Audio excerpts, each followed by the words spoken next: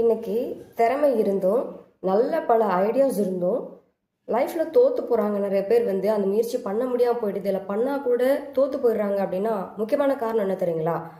அவங்களோட குடும்பத்துல எப்பவுமே ஒரு பிரச்சனை இருந்துட்டே இருக்குது. நிறைய பேர் பார்த்தீங்கன்னா ஆஃப்டர் மேரேஜ் நிறைய ஃபெயிலியர் பார்த்துட்டே இருப்பாங்க.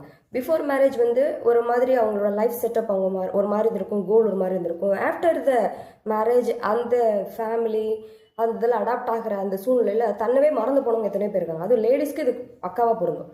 நிறைய பேர் தன்னவே தொலைச்சிருப்பாங்க. அந்த லைஃப் அந்த பார்ட்னரோட அடாப்ட் ஆகிறது, அடுத்து குழந்தைங்க, அந்த ரெஸ்பான்சிபிலிட்டி. ஸோ கம்ப்ளீட்டாக அவங்களோட திறமை என்ன, அவங்களோட பர்பஸ் ஆஃப் லைஃப் என்ன, எதுக்காக நம்ம படித்தோம், எதுக்காக வளர்ந்தோன்றது மறந்து போனவங்க எத்தனையோ பேர் இருக்காங்க. ஸோ இதில் நிறைய கன்ஃபியூஷன்ஸ். ஸோ இதுல இருந்தெல்லாம் எப்படி நீங்கள் வெளியே வர்றது? நிறைய பேருக்கு அவங்க தான் நிறைய தடையாக இருக்கிறாங்க.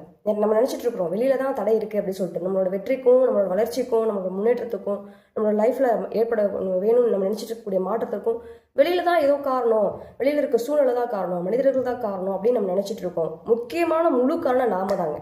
நமக்குள்ளேயே நிறைய தடைகளை நம்ம உருவாக்கி வச்சிருக்கிறோம். தெரிஞ்சோ தெரியாமலோ நம்மளை சார்ந்த சூழ்நிலை நம்ம இருக்கக்கூடிய அந்த சூழ்நிலை நமக்குள்ள பெரிய பல தடைகளை உருவாக்கி இருக்குன்றது ஃபர்ஸ்ட் ரீசன். செகண்ட் ரீசன், நம்மளை சுற்றி இருக்கக்கூடிய மனிதர்கள், எந்த மாதிரியான மனிதர்களோட நம்ம இருக்கிறோம், அது முக்கியமாக ரொம்ப க்ளோஸ்டாக இருக்கக்கூடிய ரிலேஷன்ஷிப் என்ன மாதிரியான மனநிலையோடு இருக்கிறாங்க.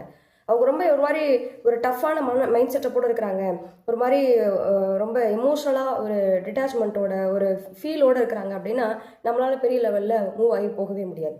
நாம ஏதோ ஒரு வகையில் இதுக்கு காரணம் இருப்போம். அவங்க அந்த மாதிரி இருக்கிறதுக்கு நாம ஏதோ ஒரு வகையில் நம்மளோட பார்ட் இருக்கும். அப்போ அந்த தாட் ஆட்டோமேட்டிக்காக நம்ம என்ன செய்யும், டவுன் பண்ணும். அப்போ கண்டிப்பாக நம்ம இதெல்லாம் சரி பண்ணணுங்க.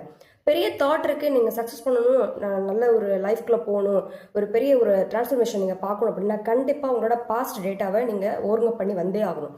அதில் நிறைய பார்த்துருப்போம், ப்ளஸ் ஆர் மைனஸ் நிறைய இருக்கும். ஸோ அதெல்லாம் ஃபஸ்ட்டு நீங்கள் ஓவர்கம் பண்ணியே ஆகணும். அது எப்படி பண்ணுறது?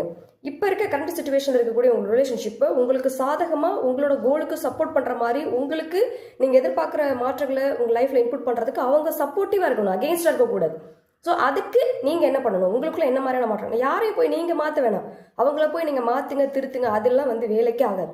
உங்களுக்குள்ள ஏற்படக்கூடிய மாற்றம், உங்களுக்குள்ள ஏற்படக்கூடிய அந்த ஒரு என்ன சொல்றது, ஒரு அலைன்மெண்ட் உங்களோட மொத்த ஃபேமிலி, அந்த என்வரான்மெண்ட் எல்லாத்தையுமே அதை மாற்றும். அதுதான் இதில் இருக்கக்கூடிய மேஜிக். சரிங்களா? இங்கே நடக்கக்கூடிய அந்த பிராணி ஹீலிங் கோர்சஸ் உங்களுக்கு அதைத்தான் கொடுத்துட்டு இருக்கு. மொத்த உங்களோட சூழ்நிலையை மாற்றணும். நீங்கள் எதை நோக்கி போகணுமோ அந்த டைரக்ஷன் ரொம்ப தெளிவாக நீங்கள் போக முடியும். அதுக்கான ஒரு சப்போர்ட் தான் இந்த கோர்ஸ் ஓகேங்களா? இந்த 6 days கோர்ஸில் உங்களோட எல்லா ஆங்கிள் ஆஃப் லைஃப்லையும் எங்கெல்லாம் பிளாக்ஸ் இருக்கோ அது எல்லாத்தையும் கிளியர் அவுட் பண்ணுற ப்ராசஸ் தான் நம்ம பண்ணிட்டு இருக்கிறோம். ஓகே, ஸோ கீழே இருக்க நம்பரை கான்டாக்ட் பண்ணுங்க. மொத்த அந்த பாஸ்ட் டேட்டாஸையும் கிளியர் பண்ணுங்க. சுற்றி இருக்க சூழ்நிலையை